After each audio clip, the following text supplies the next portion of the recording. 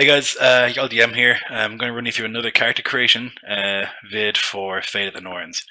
Um, so last time I made a Galder, which is like a rune caster. Today we're going to make an Ulfhednar, which is a uh, man who turns into a big ass wolf. Um, so what I've done this time is I've gotten the runes in advance. The first thing you would do is you would choose what level you want your character to be. Well, the Norn chooses that for you. In this case, the characters are going to be level 8. You choose between Essence and Destiny. Essence is like the totality of your character, all of his hit points and life force and everything else rolled into one. And Destiny is how much he can affect the world that he's in. So I've chosen 4 Essence and 2 Destiny. Each point of Destiny costs 2 points, so that you get 4 and 2. So the first thing that we do is draw the runes, which I've done here. Rolling some runes and whatnot. So we have 2 physical runes, which are the red ones, a mental rune and a spiritual rune. So then we would go and, this is an optional step, do the life path. Now, if you have a higher level character, someone who has a Disir level, which is like your legacy, you would possibly be able to add some of the extra archetypes like troll-blooded or an Einherjar Yar, something powerful like that in immortal form. But this guy's only starting out, so he won't have that. So I would look at these runes and I would compare them with the life path choices within the book, which we would have. That's slow to load. Here, for example, so the first rune that we had is this gentleman here, which would mean you're an overseer. You are responsible, logical, and focused at achieving a goal. Self-organized and a good planner, you accept loss as long as there is more to gain. Right on. Sounds good, so I'd write that down. Then we check our next rune. Then we go to the next table. It is the second one, experiences. Life is about experiencing the emotions that arise from different types of achievements. Okay, so he's interested in experiencing lots of excitement, so that's good. That makes sense so far for what I have planned for this guy. Next rune, I wish I knew the names. I'm working on learning them, but I'm not going to embarrass myself by trying at this stage. This blue guy. So we're going to go to social standing table. Not in the first selection here, so it'll be in here somewhere. Bum, bum, bum. Here we go. Hermit. You fled for solitude many years ago. This solitary contemplation has given you insight into the workings of the cosmic tree Yggdrasil. However, in the coming of Fimbulwinter, your self-sustaining methods have started to fail you. Hunters have thinned your herds, your crops have withered and frozen over, and the cold has become unbearable. You start with nature gear and 200 scat. Okay, so then I would go and have a look at what nature gear is, which will be in this equipment list here somewhere. Here we go. All utility gear, insulated tent, climbing gear, camouflage tarps, traps, hunting equipment, bow, harpoon, etc. Okay, so you would be able to choose your gear from there. Then we would look at our final rune, the spirit rune, which would go for our connection table. So it is, where? Here we go, Sithkona. So a witch who deals in magic of the unseen spirit world. Good for consultation. So we have a witch ally. So once you've done that, the next step, of course, is to look at our boards to see which powers we'd like to use. Now again, we have to start from the center. Zoom out a little bit here. Yeah, we start from the center, and you place runes anywhere in this area, and then you can place runes in straight lines going from there. Now, looking at this immediately, I want Blood Wolf form, so I'll place a physical rune on that. Now, Blood Wolf form, we can check in the book what it does. Blood Wolf form. So there's 3 metas. Metas are, for Blood Wolf form, I would place the rune tied to it into my active pool, but then I could place other runes next to it, sideways at 90 degrees angle, to do different things. Now with Blood Wolf form, all of them are the maintain, which allows you to keep up the shape change. Description: you howl, and in seconds your body shape changes into a giant wolf the size of a horse. Anything inanimate you wear or carry becomes part of the new shape. Awesome. Combat effect: shape change into a giant blood wolf. You lose your weapons and armor, absorbed into new form, but gain size +2, quadruped move 12, penetration factor +2, Attack actions are a Blood Drinker Bite that deals +3 physical damage and self-heal +2. All passive and active powers remain unchanged. Okay, so that's just awesome. You get to turn into this big badass wolf, and you get to steal health back from people by biting them, which is just awesome. Really thematic for the character, and I like it a lot. So we've placed this. Now we can go a number of directions here. Now mauling just seems to make sense to me. If you're going to be a giant wolf, so we'll place our spirit rune on mauling. We'll find what that does. So mauling. Metas are amplify, which would increase the potency of it. Multi would let you do just several targets, and amplify. It's a spell. Your mind becomes as nimble as the wind. You infuse yourself or an ally with, no, this is mental celerity, I'm reading, mauling, maneuver. This unarmed attack creates immense carnage. If unarmed, perform an attack action with a +3 damage bonus and pierce +2. For every 5 dwellers or denizens levels, gain an additional +1 damage and +2 pierce. It also, out of combat, makes you exceptional at feats of strength. Cool. Perfect. Suits the wolf thing perfectly, so that's what we want. Now, we'll take our next rune. So now we have a couple of options. We can go in this direction if we would like to. Raging Charge, sounds interesting. Cleansing Attack, Hamstring, Power Attack. But I'm liking the idea of this guy just really relying on the wolf power that he has. So I'm going to put this mental rune on Death Charge. No, I'll put a physical rune on Death Charge. So Death Charge we have here. Okay, so the options here are Amplify, which increases the lethality, Amplify, and Weapon, which lets you use it with a weapon. You charge through your opponents, attacking them as you do so.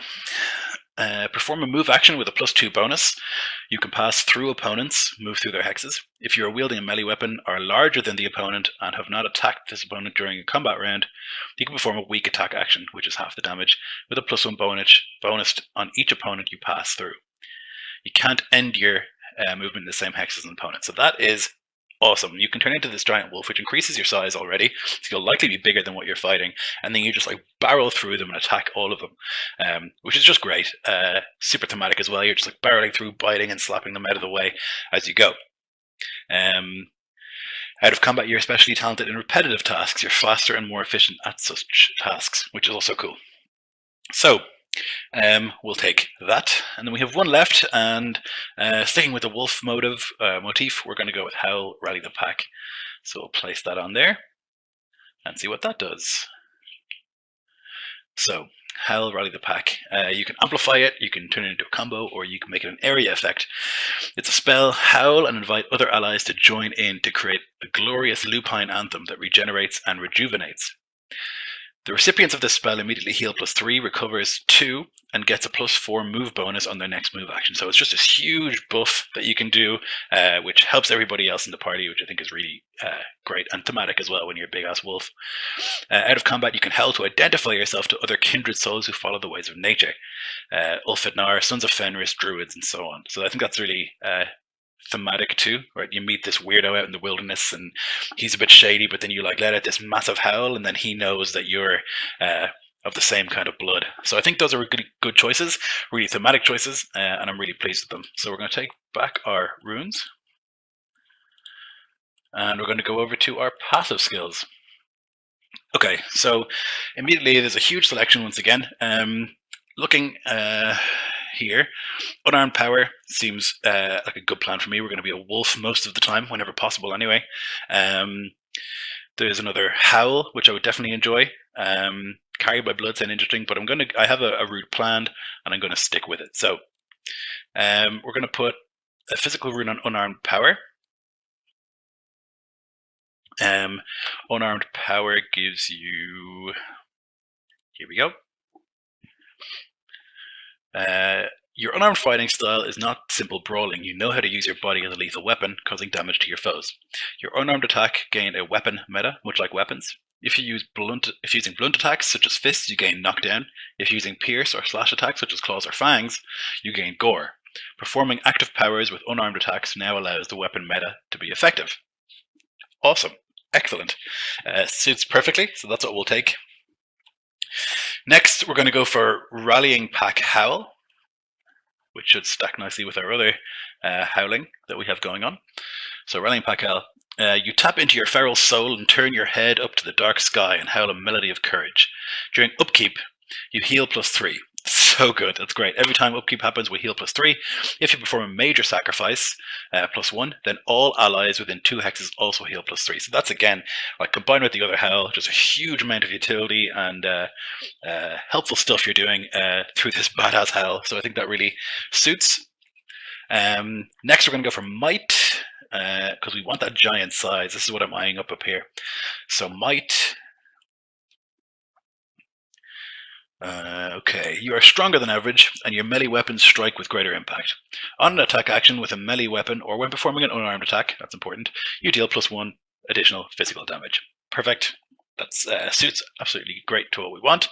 And then we end up with our good friend giant size. Now this is important for the death charge that we have, and also being giant size or larger than normal means that you can use weapons easier. It's just really, really handy. So we'll just read out what it says. Your size category is larger than that of a typical human. Your dweller size category increases by +1. Perfect. So that means we're going to be larger than most of the people, so we can death charge even when we're not a wolf. And it also means we'll be able to use big ass weapons if we're that way inclined. So we'll take back our cards, and then we'll go to our final bit, which will be the skills. So these. I have a plan here too. So we definitely want survival wilderness, right? We've been a hermit. We've been living out in the wilderness for a long time. So it makes sense that we have survival wilderness. Going with that same theme, tracking and hunting, absolutely vital. And it makes sense for the character. There's trapping and hunting. And then we go for tracking. Super important, I think. Fits in with the wolf theme. Now we have a couple of options. Omens and portents is always good. I think it makes sense for any character in this setting to find omens important and to understand what they see. You see a raven, that's a clear sign. You see an owl, someone with 2 faces, things like that. That's really nice to know. But I think that's, for me anyway, more the domain of the magic users and people of that nature. So for this guy, I think I'm going to go either with Silent Tongue, which is communicate silently, but I think what I'll do is I'll go with athletics, since he's going to be big, burly, and I think athletics makes sense. So that's our stuff chosen. Now all that we have to do really now at this stage would be to choose our gear. I'm going to skip through that, but that's pretty much another character made. So this is going to be an Ulfhednar. Now we need to choose one final thing, and that is what we do with our void rune or Gunungagap rune. So we have 3 options here: physical, mental, and spiritual. They are Eater of Eyes, Rager, and Wolfen. Now, the Eater of Eyes specializes in removing the eyes of their victims. Sometimes in combat, it is said in sacred texts that consuming the organs of one's enemy confers supernatural strength in battle and the ability to absorb their essence. That's badass. Rager. This Ulfhednar fighter loses control on the battlefield. The release is both ecstatic and cathartic for these warriors. Once gripped by rage, their ferocity is unmatched. And finally, we have the Wolfen. These Ulfhednar feel that their natural form is that of the wolf. They embrace the dexterity, cunning, and predatory instinct of the wolf spirit. Okay, this is all great, but I think since we've been going with the wolf motif the whole way through, we're going to go with Wolfen. So that'll give us a new active head bash, a passive fangs, and skill hunting trapping. Now I would probably at this stage go back, change my skill from hunting trapping to something else, or I could keep it and have level 2 hunting and trapping, which is also really handy. So yeah, I'm going to go with this Wolfen, and then we're pretty much done. We give him a name, and then we'll be happy and complete. So I hope you enjoyed this character creation video. I'm going to be running Fate of the Norns starting next week. I've had some help from my friend Nicholas Apple on creating a nice Roll20 situation tabletop for Fate of the Norns. I'm really excited to get going, and I hope you guys will tune in then. Okay, thanks for watching.